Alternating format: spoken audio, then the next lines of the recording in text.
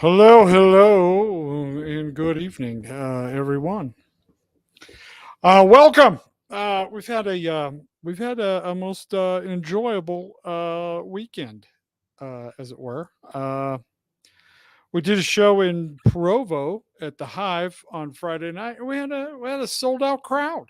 We did have some people who bought tickets but couldn't make it, but all tickets were sold. We had to add extra seats, so it was nice. It was a fun little venue, but it was delightful.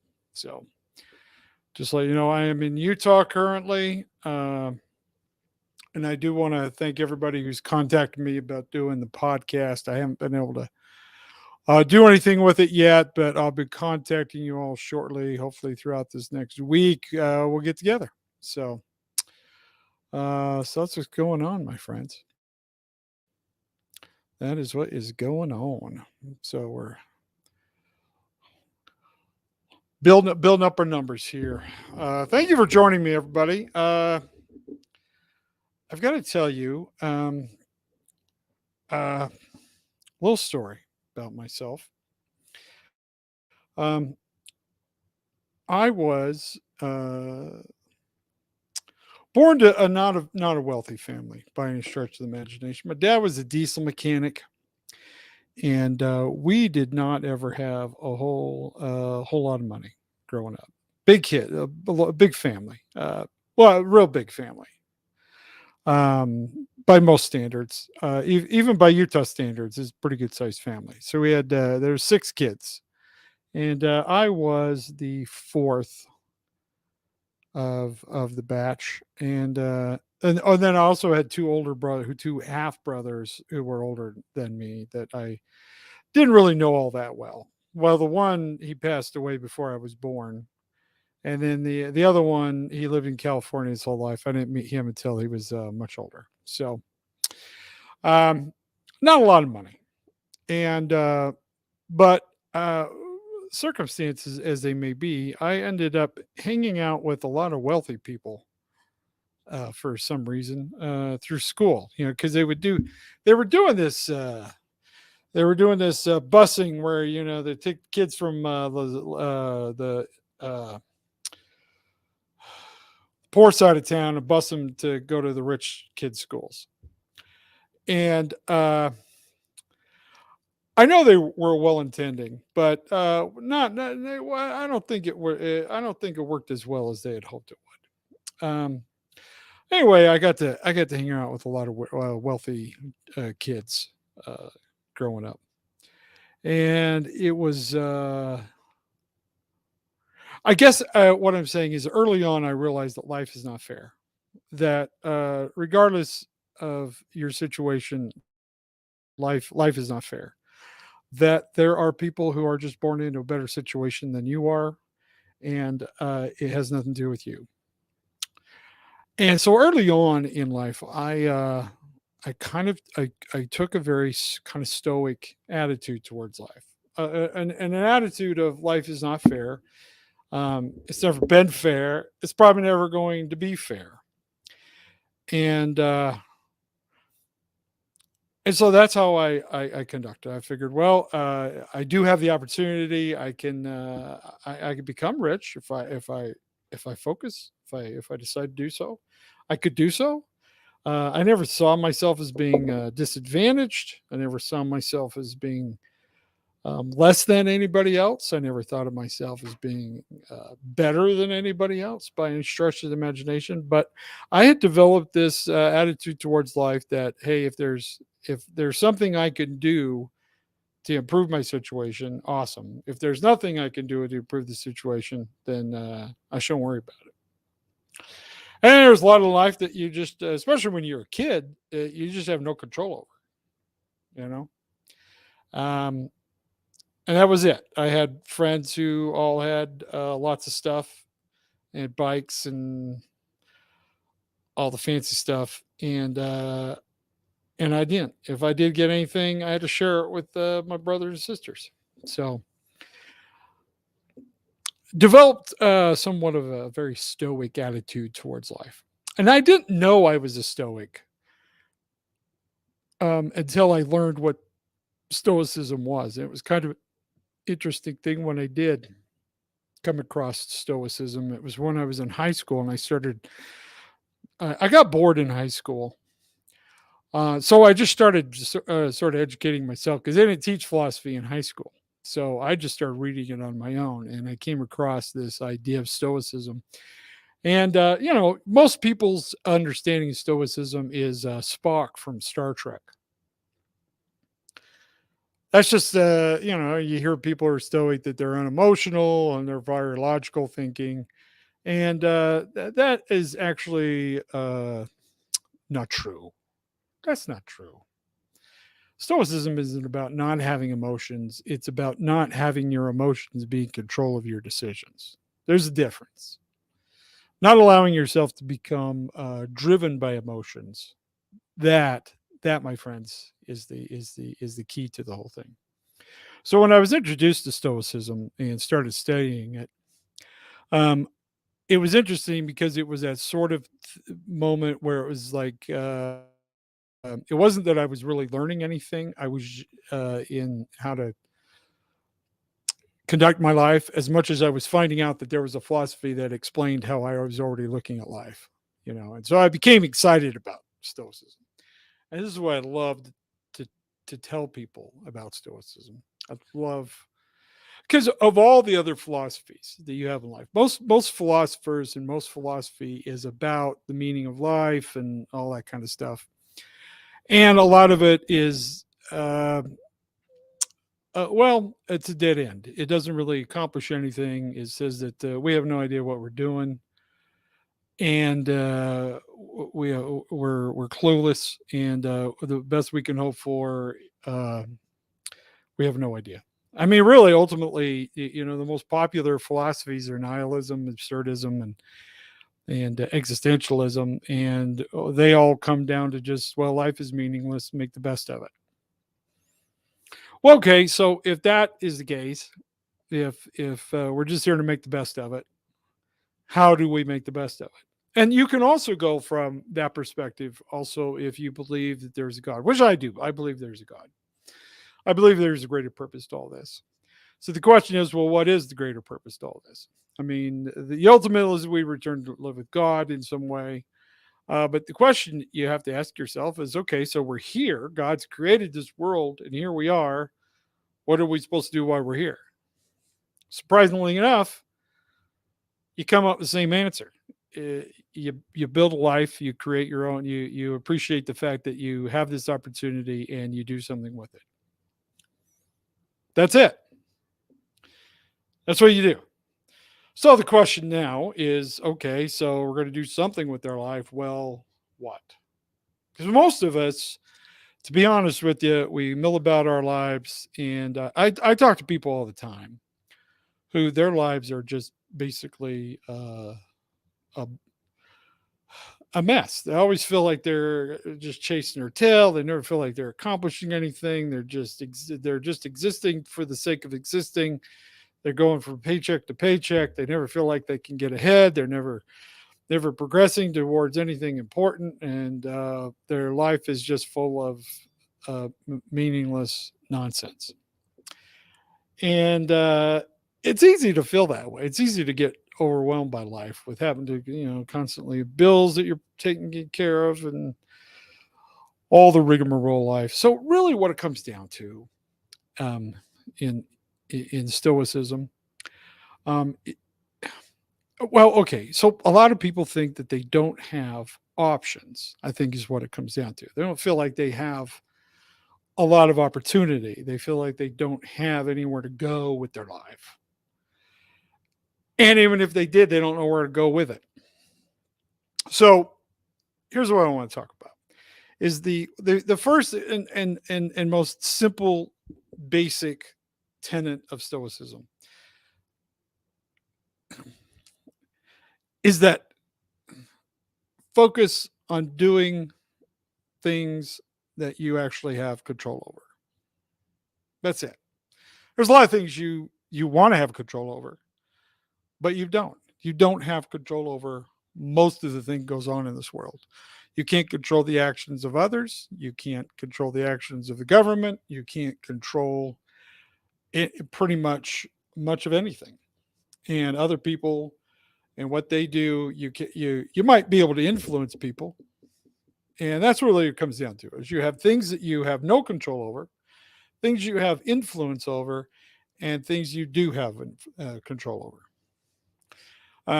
Mostly it's broken down. Most Stoics will break it down into the things you have control over and things you don't have control over.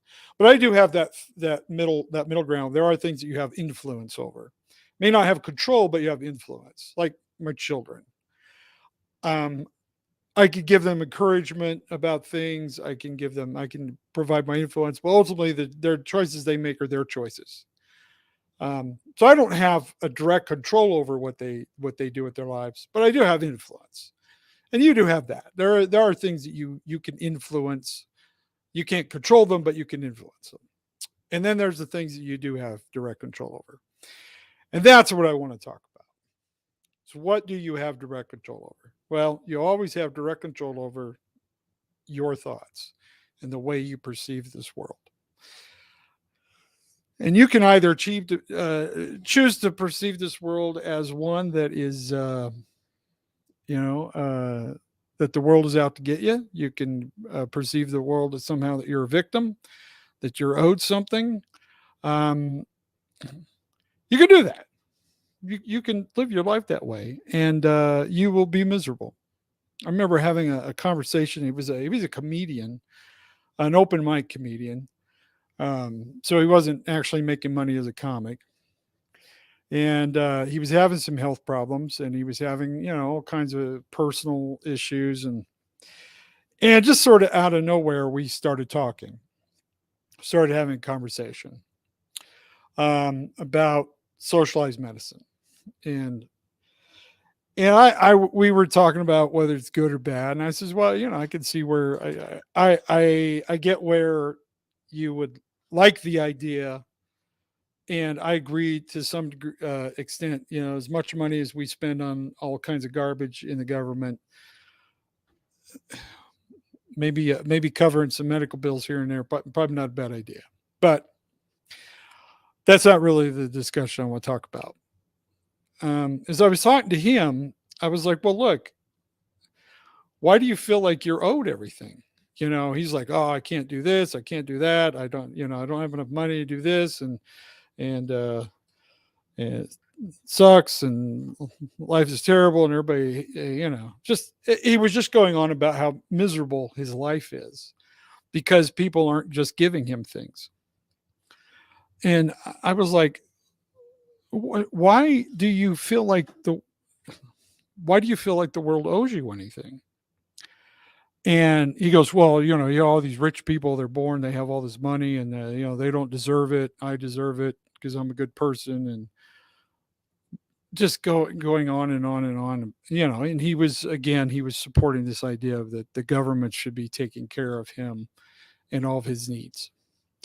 And I was pointing out to him, I said, even if the government was in that position, if that was what the government was supposed to do, uh, it fails miserably in doing so, because there are governments that are designed to do just that.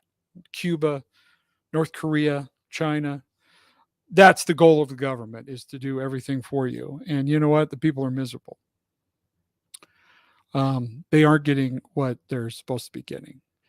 Um, yeah, all of his needs. He felt like everything that he should have a house, he should have food, he should have transportation, he should have a job that he wants to do. He felt like he was owed all of those things. Everything is owed. He should have all of those things. And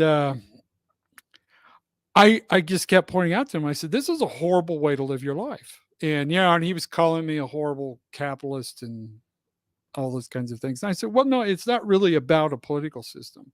It's about you individually. I mean, we could talk all you want about Marx and communism and capitalism and all that stuff, but really what it comes down to is how you are living your life right now. What are you doing with your life right now? And I was trying to show him that you have lots of options. You could do a lot of wonderful things with your life that you don't need to wait for the government to come in and give you something. You don't need to stand around waiting for someone to give you what you need.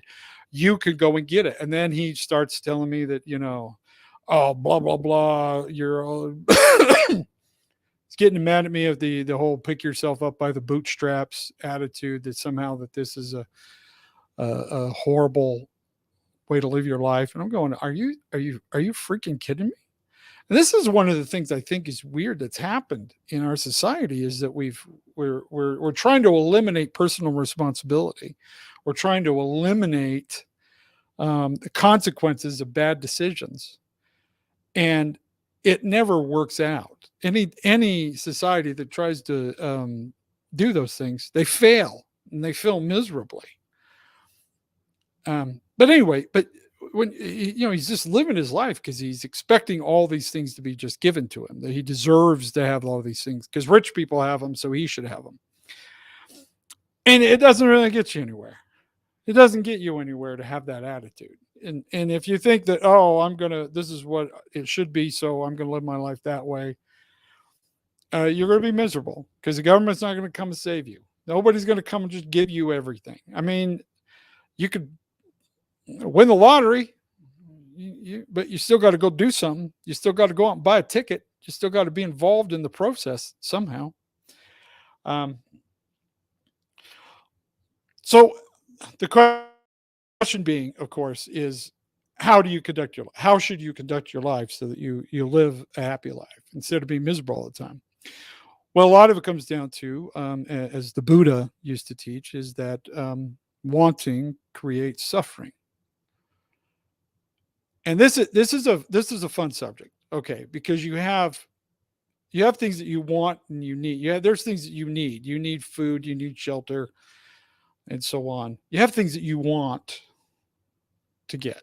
And the Buddha, look, the Buddha got things. The Buddha ate. The Buddha had desire. He did things, right? So the message isn't say you just stop and do nothing. That's not the thing. It's understanding how to get things and how to align yourself with life in such a way that you get the things that you need without causing pain or discomfort to others. It's really what it comes down to. So how do you do that? How do you live your life causing the least amount of pain and avoiding the most amount of pain? Because the two biggest motivations we have in life is, one is obtaining pleasure, and two, avoiding pain. Now, some people think pain and pleasure are the same thing, and that's a whole different issue. There's a psychological component to it that we're not going to get into here. But anyway, so you're always trying to avoid pain and obtain pleasure. But here's the problem, is that if you're always trying to obtain pleasure, you create more pain, especially when you don't get the pleasure, or when you actually, all right, if you're with me on this one, often when we get the things that we want, we become disappointed because they aren't what we thought they were going to be. If you've ever bought a car, you know what I'm talking about. You get a car, at first everything's great. And then, we had this Nissan Xterra.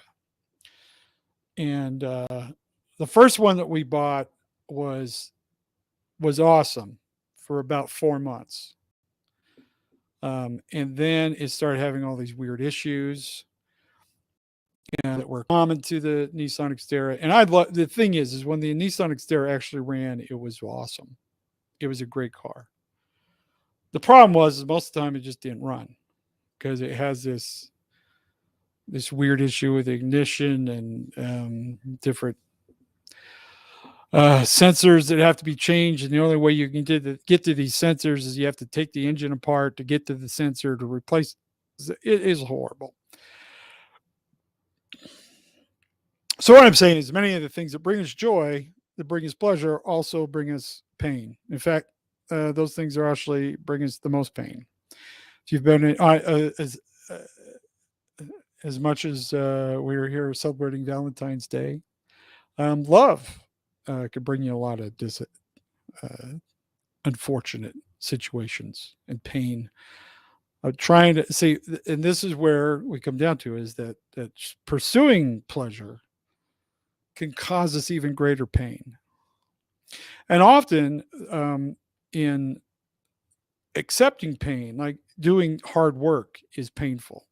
But in doing hard work, you can obtain pleasure because you can get the things that you want and need or desire through your pain of working, dedicating yourself to something, and obtaining money so you can buy the things that you want.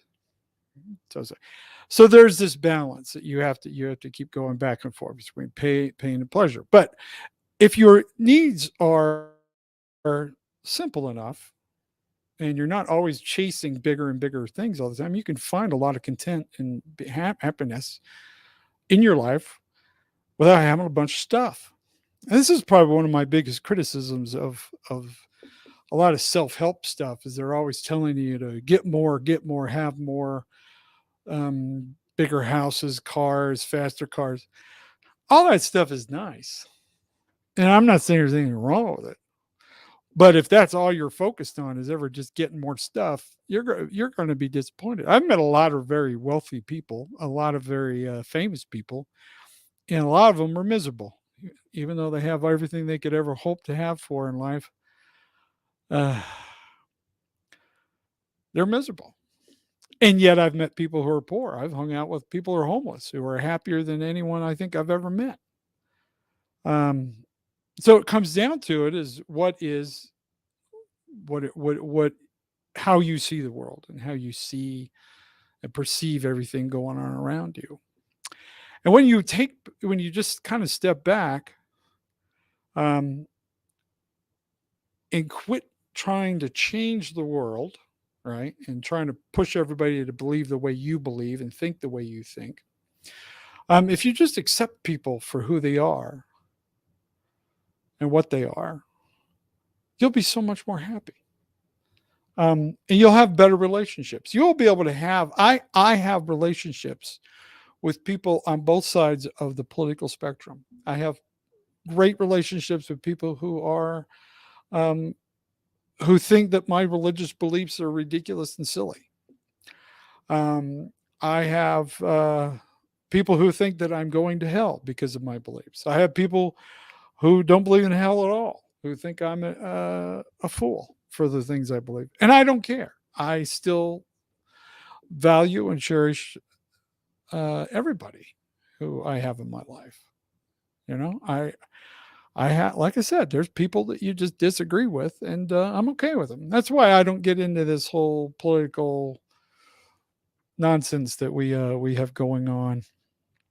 But I'll tell you about this. I was in this movie that's coming out where it's being shopped around right now to um, Hulu and Netflix and all those kind of stuff. And we've posted a couple things about the movie. And I will say this: if you're a good Christian going person, you probably don't want to watch this movie because there's some language in there and there's some subjects in there that not the best. But when you consider who the audience is for this movie, and that's what I was thinking about when I was decided to do this thing. But the movie's called Jeebus, and what it is, it's about Jesus coming back as a Florida beach bum to point out to Americans, hey, this whole fighting that you're doing with each other is not getting us anywhere. And anyway, when I got approached about making this movie, I was down in Florida. This is a crazy story, but I was down in Florida doing comedy shows with my friend Donnie Stopa, and we were at this theater. And we'd sold a fair amount of tickets, but we still had a few more. And so he decided he'd go out canvassing, basically, just go out and hand out flyers and tell people about the show and get people to come and watch the comedy show. So he's out and he's into Kava. I don't know if you're into Kava. but he's into Kava, and so we went and found this Kava bar. There's a lot of Kava bars in Florida nowadays. I don't know if you're aware of this. It's a big thing. And so he goes to this Kava bar and he's handing out flyers and he's saying, "Yeah, okay, we got this comedy show." And at the Kava bar is where this the production uh, was taking place. This is the actual production, um, where they have all the cameras and everything. This is where the production office was at this complex of this Kava bar place. So he goes and he tells them, he's showing them flyers, and they're looking at the flyers and going, "Wait a second, this guy's here tonight," and looking at me in my picture, and they're like, "Yeah, he's he's here. This is the guy on the show," and they were just beside themselves because they were like they'd been talking about who would be the person to play God in their movie, and they decided that I was the perfect person, but they didn't know how to get a hold of me. And then all of a sudden, they get this flyer saying, "Oh, this guy's here tonight." So they came out to the show. The whole production crew came out to the show, and afterwards, they came up and they started talking to me, and they were telling me about this idea of this movie. And at first, people pitch things to me all the time, and most of it is it goes nowhere. I'll just leave it that. They pitch ideas and then nothing ever happens of it. So anyway, so I'm just thinking it's another person telling me about their movie idea. But as they're talking, I realized they're actually making this movie. They are in production. They are filming this movie. And the guy who's uh, the head writer and the producer and the head actor, he's the lead of the whole thing. His name is Coley. Interesting fellow, very funny, interesting fellow. He invites me. He says, "Well, let's go to if you're available, let's go to lunch tomorrow, and I'll tell you more about it." So I'm like, "Okay." So I say we meet for lunch, and we sit there, and he tells me the basic plot of the movie. The basic idea of it is just, well, what you've heard, and it's very irreverent. There was but anyway, it's mocking modern culture, and so it's going to be addressing issues that can only be handled a certain way. Let's say that. Let's just go ahead and let's put it that way. There's just you just can't talk about certain things without being inappropriate sometimes.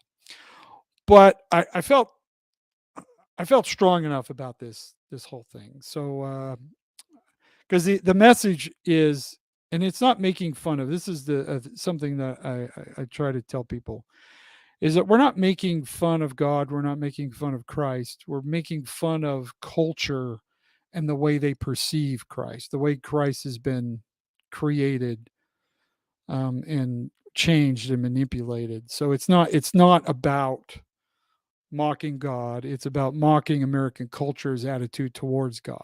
Just so you understand where we're coming from on this whole thing. Um, uh, but it's fun. But as every time I post anything about it, I lose followers. I have people who get mad at me because they think I'm mocking God because I portray God in this thing, and the whole thing of my part was it literally we filmed it in 4 hours with a green screen. I went over there. We had breakfast. We filmed for a few hours. We had lunch. Then we filmed for a couple more hours, and then that was it. And I don't even remember half of what the stuff I said. I was just kind of winging it a lot of times, and it was pretty interesting. Um, so I haven't seen the movie yet. I'm not even quite sure everything that's going on with this thing, but I understand there's it's coming along pretty nicely. I'm hoping to get down to California because that's what they're at now, trying to pitch it. Um, but I'm hoping to get to see it at some point in time. Share that with you. Oh, good question, Daniel LeBeouf. The character God is Leonard. They wanted the Leonard character to be God, so that's that's what we went with. So it'll be fun. So that's going to be coming out. I'm not sure when. They were shooting for Easter, I think, but we'll see what happens to it. But one of the things though that I want to express is that you have so much control over the life that you live. You just have to decide uh, to do something about it. You have to decide for yourself that you want to have control of your own life. That's the first step. When you just decide that you want control and that you're going to take control, that's when you start making changes. But if you never make that decision, if you just decide that life is unfair and you'll never get anywhere, then you'll never get anywhere. But when you say, you know what, life isn't fair, and I'm going to do what I'm going to do anyway. As I like to say, I'm not hitting it rich. I'm not making a lot of money, but I'm making enough money to pay my bills, and I'm doing something I enjoy. I could do a lot of things I don't enjoy and still pay my bills, but I'd rather do stuff that. Yeah, there we go. Oh, so there's questions about kava. Kava is it's made from a root. Did, oh, okay. Well, let me tell you about my experience with kava. I have this. I was telling this in the other day, and I kind of got cut off. I didn't get to tell the whole story, but my aunt Ruby, um, date was married to a Tongan guy for a little bit. His name was Vinici. And I have a cousin named Angela who lives in Spanish Fork, Utah. If anybody knows her, uh, she was the product of that relationship. Um, anyway, I knew Vinici when I was about 12, 13, 14 years old.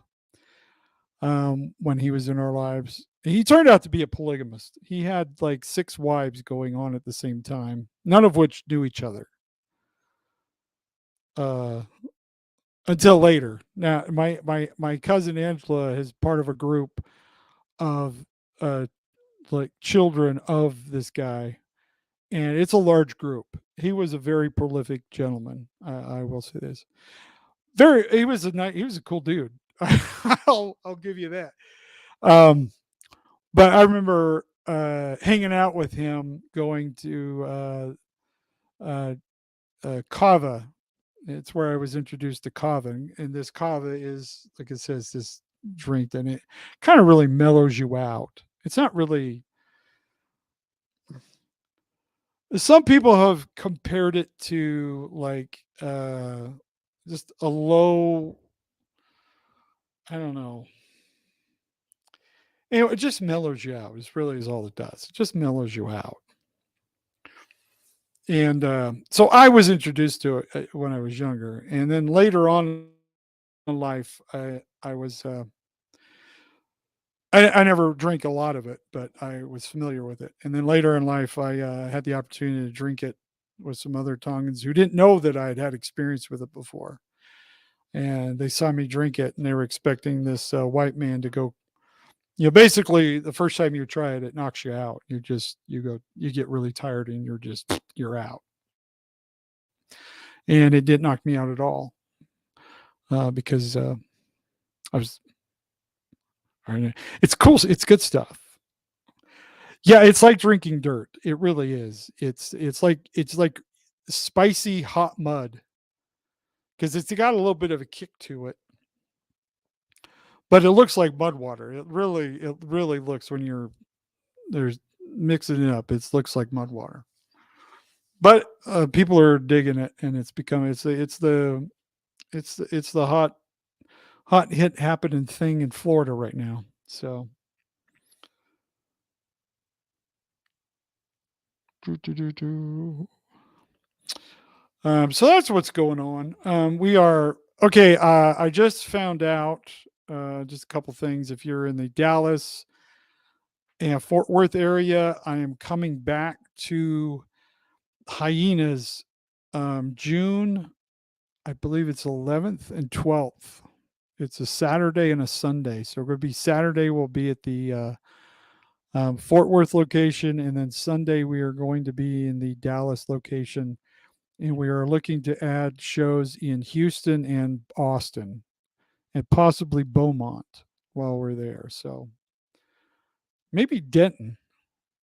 Maybe we find a place to do a show in Denton. That'd be fun. But anyway, come to Texas in June. We're going to be in, what's the next one? Chicopee. We'll be in Chicopee March, is it 5th? March 5th. So we'll be in Chicopee. Go to the website, rodneynorman.com. Let me put that up here. Check the website. We got the dates. We haven't put the Texas dates on there yet, but they'll be up there pretty soon. And we're looking for other locations as well. So that's what's going on, everybody. I hope that you're having a great evening. Having a wonderful Valentine's Day. I think I have the most awesomest Valentine's Days because Tressa hates Valentine's Day. She she well, she doesn't like getting flowers and chocolate. So if I ever get her something, it can't be chocolate or flowers. She's never liked flowers. I think I bought flowers for her once, and that's it. She hates flowers. And it's not that she hates flowers. She just hates the idea that I spent money on them. That's probably the funniest. That's the greatest thing. She's so in order for me to make my wife happy, I just say, "Hey, I didn't spend any money on you, but I was still thinking about you," and then she's happy. So I called her this morning and said hi.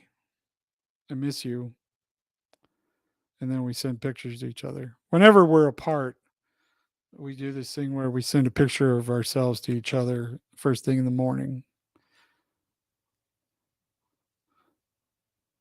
and then we talk. And then we call each other and talk all day.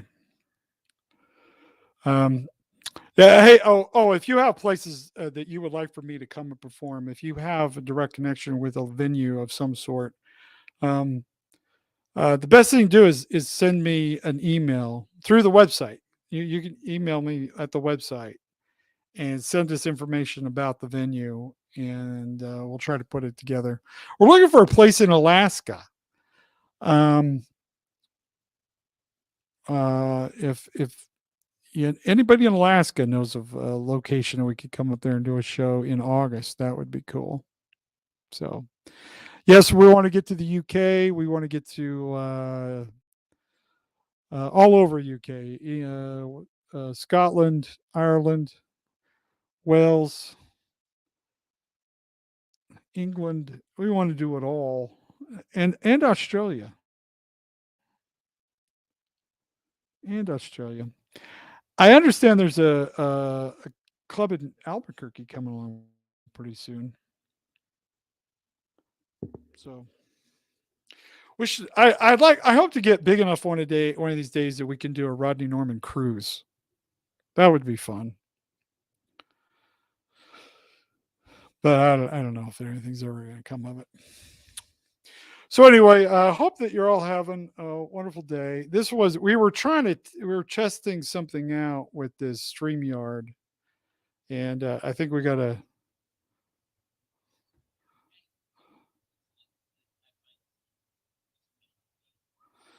Yeah, so we're going to figure this out. We're trying to improve our. We're trying to improve the whole going live thing. So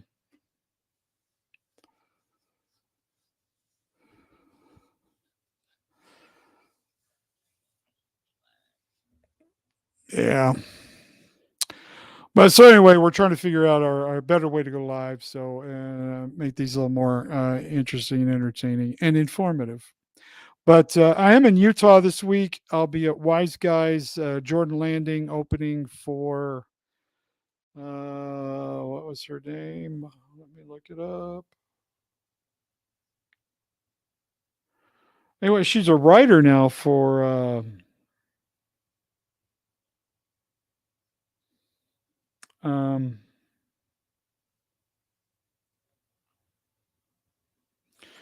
she's a writer for Saturday Night Live.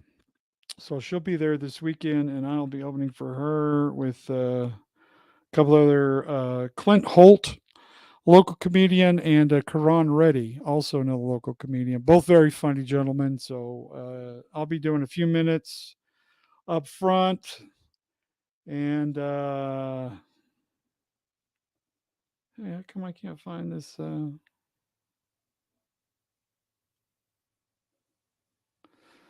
Anyway, I'll have to look for it. So anyway, that's what's going on. I think I've taken enough of your time, everybody. You guys have been fantastic. Thanks to you for being a part of this.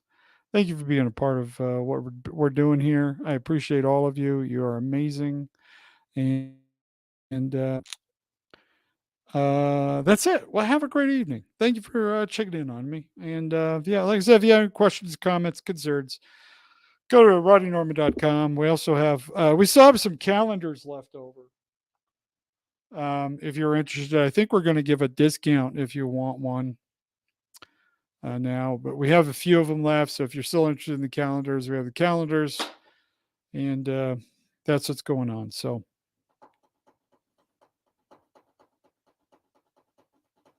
all right, my friends, I need Rodney. Okay, if you type in "I need Rodney" when you check out, you get a discount on the calendar at rodneynorma.com right there. So that's the deal. Anyway, thank you everybody for joining us. You've been fantastic. I'm going to go hang out on Instagram now if you want to join me there. So see y'all. Okay, bye.